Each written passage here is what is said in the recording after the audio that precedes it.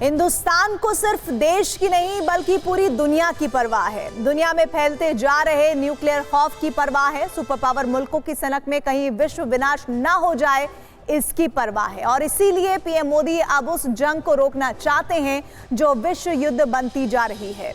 लेकिन पड़ोसी मुल्क के लाल सुल्तान का अमन और शांति से कोई लेना देना नहीं है।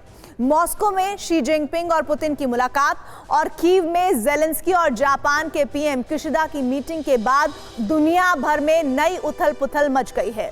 पूरब से समंदर बारूदी धमाकों से उबरने के कगार पर पहुंच चुका है। अचानक कुछ ऐसा हुआ है कि बाल्टिक सी से लेकर सी ऑफ जापान तक एटम बम फटने का खतरा बन गया है। इसीलिए देखिए दुनिया पर कैसे छाया है वर्ल्ड वॉर 3 का भीषण बवंडर और आधी दुनिया में क्यों उड़ रहे हैं न्यूक्लियर बॉम्ब।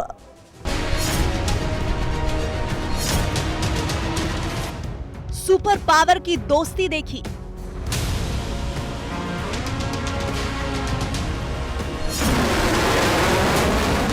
महाशक्तिशाली एक्शन देखा,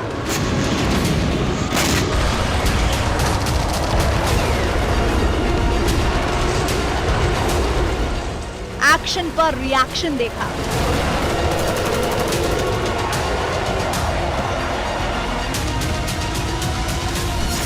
कूटनीति का कनेक्शन देखा,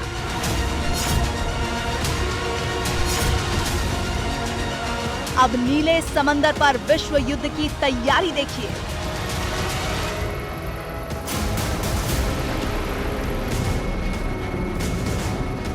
नीचे जापान सागर की लहरें हैं।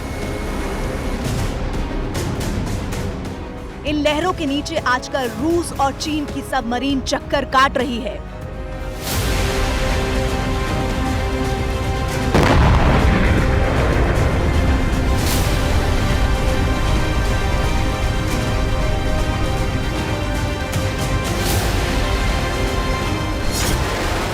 लहरों पर अमेरिका के एयरक्राफ्ट कैरियर, जापान के वॉरशिप और दक्षिण कोरिया के फाइटर जेट्स अंतिम युद्ध का अभ्यास कर रहे हैं।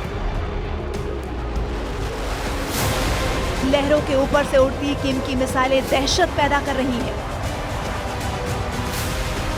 लेकिन सी ऑफ जापान में सबसे बड़ी घटना रूस के महाविनाशक की उड़ान के बाद घटी है।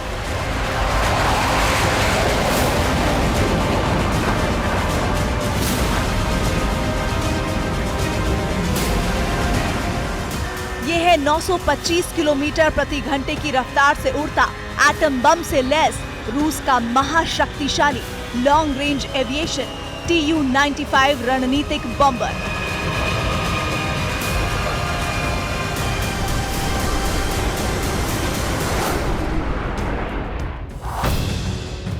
जिस वक्त दुनिया की नजर मॉस्को में पुतिन और जिनपिंग की मुलाकात पर थी, जिस वक्त जापान के प्रधानमंत्री फूमियो किशिदा कीव के सेंट्रल स्टेशन पर ट्रेन से उतर रहे थे, ठीक उसी वक्त रूस के Tu-95 स्ट्रेटेजिक बॉम्बर जापान सागर के ऊपर विध्वंसक दमखम दिखा रहे थे।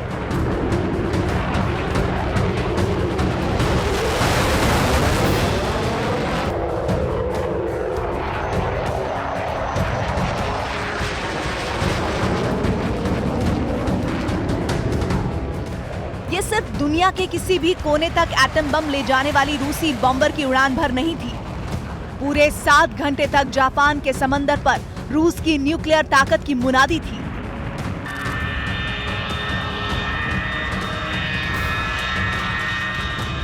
सात घंटे तक सी ऑफ जापान के ऊपर आसमान में रूस के Tu-95 स्ट्रेटेजिक बॉम्बर का कब्जा रहा। रूस के महाविनाशक बॉम्बर के साथ सुखोई 30 और सुखोई 35 फाइटर जेट्स भी थे।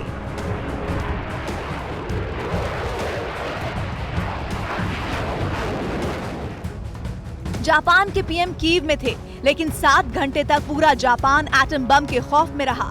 पूरा साउथ कोरिया भय में रहा। अचानक रूस के इस अग्रेशन को देखकर अमेरिकी बेस भी सख्ते में आ गए। रूसी विनाशकों से पंगा लेने का मतलब था एटम बम का खतरा मोल लेना।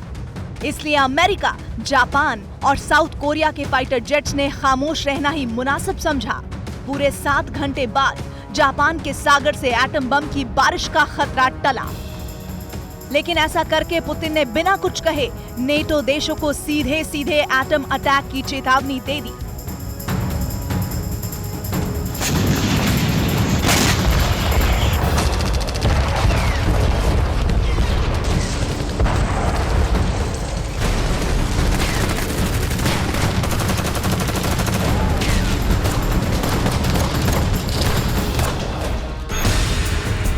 रूस के राष्ट्रपति पुतिन ने चीनी राष्ट्रपति शी जिनपिंग का रेड कारपेट वेलकम किया। दुनिया के एक महाशक्ति अमेरिका के खिलाफ दो महाशक्तियों रूस और चीन ने गठबंधन कर लिया। दुनिया में ताकत के सारे समीकरण इस एक मुलाकात के बाद ध्वस्त हो गए तो नेटो खेमे में खलबली मच गई।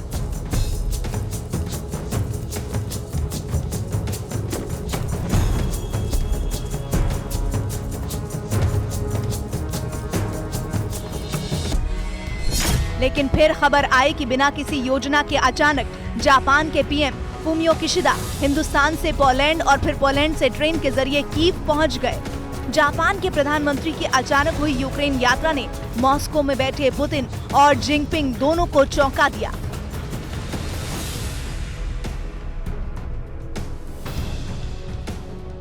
जापान के प्रधानमंत्री फूमियो किशिदा अचानक कीव सेंट्रल स्टेशन से एक ट्रेन से उतरते दिखाई दिए। जापान के पीएम के यूक्रेन जाने का अंदाज बिल्कुल जो बाइडेन जैसा था। 21 फरवरी को बिल्कुल इसी तरह अचानक अमेरिका के राष्ट्रपति जो बाइडेन कीव पहुंचे थे और जेलेंस्की से मुलाकात करके उन्होंने यूक्रेन को युद्ध में हथियारों की अनकंडीशनल सपोर्ट का ऐलान कर दिया था। बाइडेन के दौरे के बाद जापान के पीएम का कीव दौरा मॉस्को में बैठे पुतिन और जिनपिंग को अखर गया। रूस की न्यूक्लियर कमांड एक्टिव हो गई। रूसी एयरफोर्स ने तुरंत एक्शन लिया और सी ऑफ जापान के ऊपर फाइटर जेट्स और दुनिया के सबसे खतरनाक न्यूक्लियर बॉम्बर में से एक Tu-95 भेज दिया।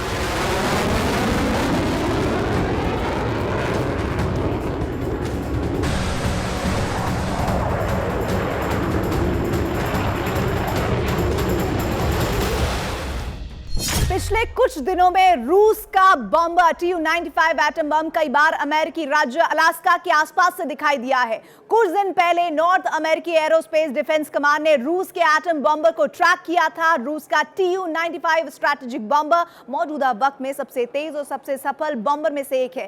सी ऑफ जापान के ऊपर उड़ा एटम अटैक करने वाला रूसी बॉम्बर अमेरिका और जापान के लिए सरप्राइज तो था, लेकिन पुतिन ने यह सरप्राइज भी जापान के पीएम से मिले सरप्राइज के जवाब में ही दिया। Tu-95 के 4 वेरिएंट्स हैं। Tupolev Tu-114, Tupolev Tu-114, Tupolev Tu-142, Tupolev Tu-95 LAL और टुपोलेव Tu-116। रूस के बॉम्बर आर्कटिक, उत्तरी अटलांटिक और पैसिफिक सागर के अंतर्राष्ट्रीय इलाके में लगातार उड़ान भरते हैं, लेकिन जापान और साउथ कोरिया को रेंज में लेकर सी ऑफ जापान के ऊपर भरी Tu-95 की इस उड़ान ने पूरब के समंदर में आग लगा दी है। पूरब का समंदर सुलग रहा है क्योंकि अब यहाँ सिर्फ एटम बम दागने वाले बॉम्बर और फाइटर जेट्स ही नहीं उड़ रहे, और भी बहुत कुछ हो रहा है।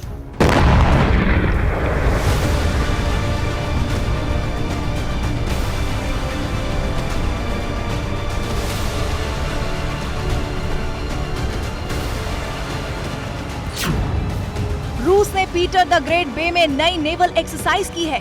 इसके अलावा जापान ने जंग के वक्त चीन के युद्धपोत डुबोने की एक्सरसाइज की है।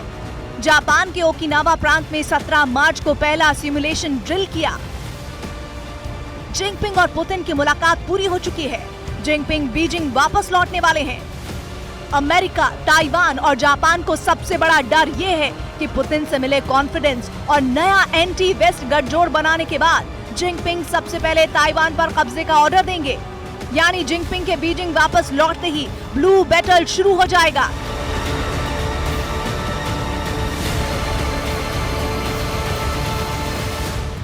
इसलिए जापान भी युद्ध स्तर पर ब्लू बैटल की तैयारी कर रहा है।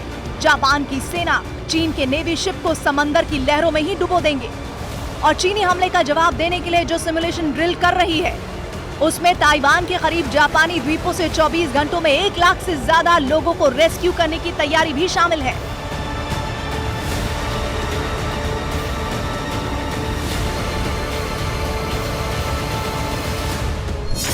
जापान चीन के वॉरशिप को डुबोने की कोशिश तो कर ही रहा है, लेकिन जापान की पहली तैयारी ताइवान के आसपास के अपने द्वीपों से हर जापानी को जिंदा बचाने की है। जापान दुनिया का इकलौता देश है जो एटम बम के विनाशक अनुभव से गुजर चुका है। जापान के पीएम जानते हैं कि एक बार ताइवान और चीन के बीच जंग छिड़ी तो यह कंफर्म है कि अमेरिका और रूस की भी एंट्री होगी, और अगर दुनिया की ये तीनों सुपर पावर भिड़ गई तो एटम बम का इस्तेमाल होना भी तय है।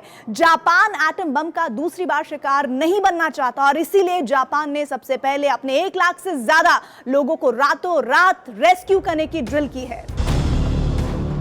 जापान जानता है कि एक बार साउथ चाइना सी और सी ऑफ जापान में ब्लू बैटल शुरू हो गया तो सबसे बुरा असर भी जापान पर ही होगा।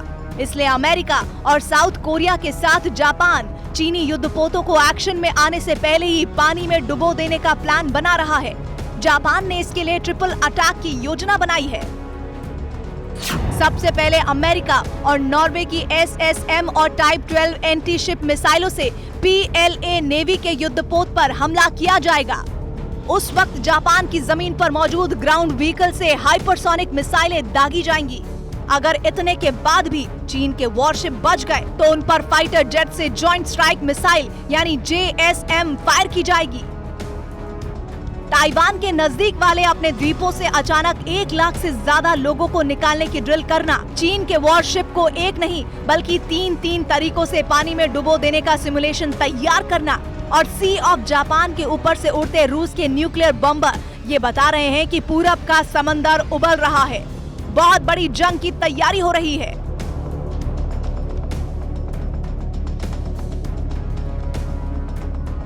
जापान की ड्रिल, रूस के बम्बर और जिनपिंग के जंगी इरादे बता रहे हैं कि मॉस्को में पुतिन से मुलाकात करने के बाद जैसे ही शी जिनपिंग के बीजिंग लौटने की खबर आएगी, तुरंत साउथ चाइना सी और सी ऑफ जापान के नीले समंदर में बारूद बरसना शुरू हो जाएगा। और इस बीच एक और बड़ी खबर आई है। जिनपिंग और पुतिन के गठबंधन के जवाब में अमेरिका और जापान का नया गठजोड़ तैयार हो गया है।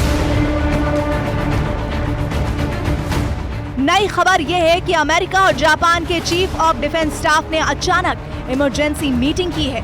चीफ ऑफ डिफेंस स्टाफ अचानक नहीं मिलते। जब दो देशों के सीडीएस मिलते हैं तो मिलकर युद्ध की बड़ी योजना पर काम करते हैं। जाहिर है कि ये किसी को पता नहीं चलेगा कि दोनों देशों के सीडीएस के बीच क्या बातचीत हुई, लेकिन इतना साफ साफ दिख रहा है कि अमेरिका ने जापान के कंधे पर रखकर बंदूक चला दी है।